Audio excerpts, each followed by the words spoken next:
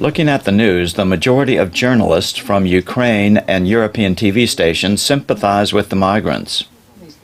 We watched reports with you, which included many people talking about helping and showing sympathy since these migrants are fleeing war, abandoning everything in their homes. The truth is still not so simple. We contacted a young woman who recently traveled by train from Budapest to Vienna. On that particular train that was seized by migrants who sought to leave the Hungarian train station to flourishing Germany. This is the same train that is featured in many European news programs. It all happened before her eyes, and if she hadn't understood Arabic, it's possible she would have had a different opinion on events. But our partner, Adi Bolivar, understood everything that was said behind her back. These are the things she heard. I've lived in Arab countries for 5 years. I'm fluent in Arabic. I know the Quran by heart. I arrived in Budapest to meet my friends. When I got to Keleti railway station, I was shocked at what I saw there.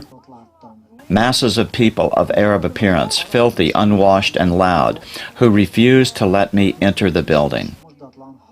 They shouted various insults in my direction. They tried to take away my luggage. Since, like I said, I'm perfectly fluent in Arabic, I understood everything that they were saying. While I waited for my train, I saw what was happening in the station. People without shame simply defecated right where they stood. The women shouted. They were beaten by their own kind, not by the police, who didn't even touch them. Children were screaming. There were huge piles of trash. They could not speak a single European language.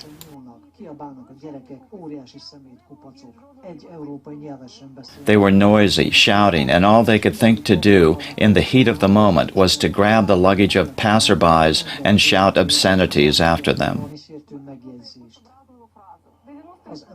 90% of them were men between 18 and 45, completely healthy men, who grabbed absolutely random children and fought their way forward using the children as a shield. 5 people with tickets entered my train car. We sat down. The rest of the car was totally empty. Within minutes, something unbelievable happened. Huge screaming. The windows were cracking. The situation was unbelievable. Like some dark cloud, a mass of people got on. There were conflicts, fights, and other awful things. The situation's climax was when they began talking to each other in a relaxed tone, considering whether or not they should rob us. Since that would please Allah because we were infidels, as for me, I would really be worth raping. Because I am not dressed like a proper woman. I'm not Muslim, and so I am bad.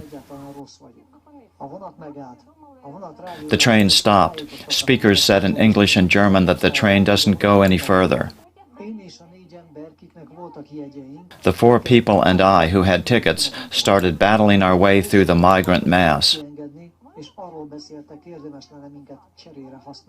At first, they didn't want us to go, and they talked about using us as hostages, that it would be worth stopping us.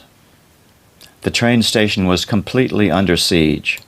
Even more migrants appeared, and these had food, bread, apples, various kinds of biscuits, which they threw onto the paths, simply trampling on them. They were all shouting one word repeatedly, money, that is, give us money. They were grasping at people, trying to tear away some valuables. They were grabbing at luggage and wouldn't let people pass. They shoved and insulted. All those people who are migrating only want European welfare. None of them have any intention of learning a trade or being involved in anything. Aside from hatred, absolute ill will, they have nothing to give European people. So why are we surprised at the situation that happened a few weeks ago on the train in Amsterdam? Those people are the same ones that Europe accepted in the name of tolerance. So before we protect these people, I suggest we learn the Arabic language, so that we can understand and see that while these people are smiling at us, they are spitting at us behind our backs. I saw this with my own eyes.